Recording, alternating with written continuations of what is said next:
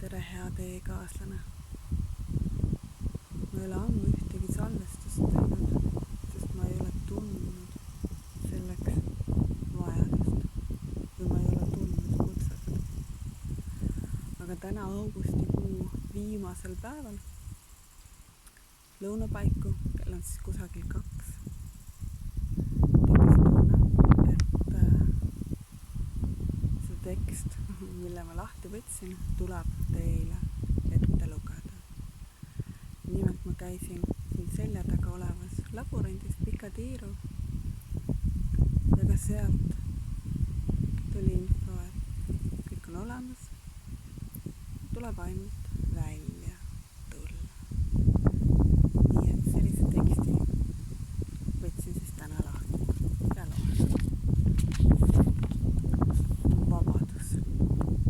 Kallis, naudin iga su puudutust. Mul pole end enam su eest tarvis peita.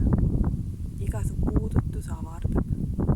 Su kohalolu annab kindluse ja mina kaitsen sind iseeneses, hoides kehaga ühendust. Kallis, naudin iga su puudutust. Pole tarvis end enam peita, sõbrad. Iga toimunud puudutus aitab meil oma teel püsida. Teie kohalolu toob vabaduse ja mina olen koos teiega, hoides ühendust.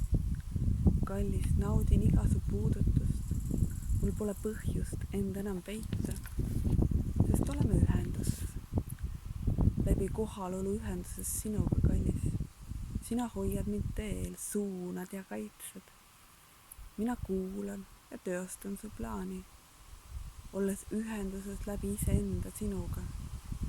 Tingimused teie suhtes hajuvad, sõbrad.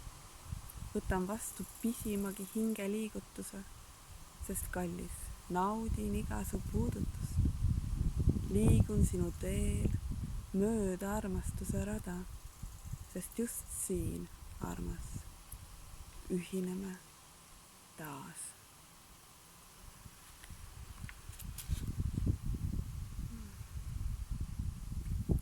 Ja nii rännud hingemaastikul jätkavad.